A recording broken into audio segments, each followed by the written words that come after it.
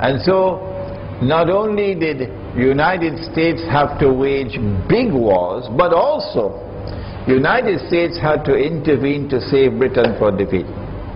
And so it was clear to the whole world, Britain is no longer the ruling state. The United States has taken over.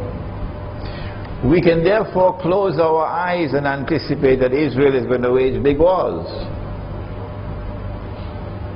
But more than that,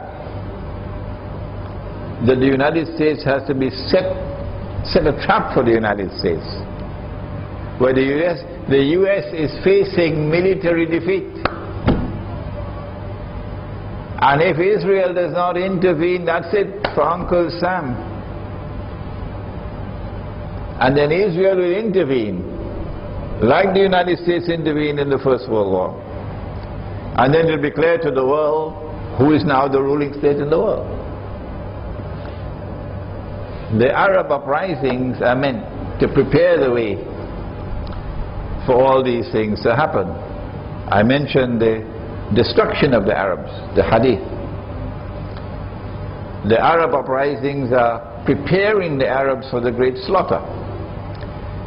But it is part of the divine scheme that Allah chose them. Allah chose them that they would be the ones who would suffer, not the Malay. No, not the Malay. The Malay can eat his roti canai and go home and sleep. Oh yeah. The Arabs will weep. The Arabs will suffer. Terrible suffering. They've not suffered as yet as much as what's going to come. And that's part of the divine plan we have to say to the Arabs, that comfort their hearts. That you must be something special to Allah, that Allah should choose you. That you have to be sacrificed so that Allah's plan can take place. And eventually they'll be punished with the greatest punishment. What is that trap for the United States? To lead the United States to a situation where military defeat. It could be that, of course I can be wrong.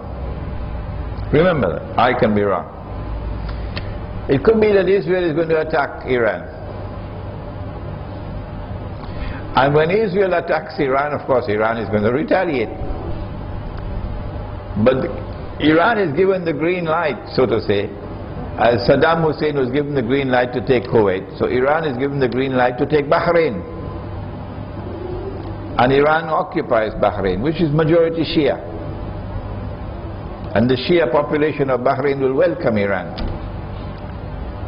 Why should they not? They're being oppressed. But once Iran occupies Bahrain, Iran is heading for Saudi Arabia. And the Saudis know how to drive BMWs. I don't think they know how to drive to fight Iran. Huh? So Saudi Arabia is going to call on the United States, its patron, to intervene. And if the United States makes that mistake to enter into Saudi Arabia to fight Iran, that could be the graveyard. That could be the place where the United States can be facing defeat. And if the United States is facing defeat in the desert, the only force in the world that can intervene to save them from defeat is Israel. Israel.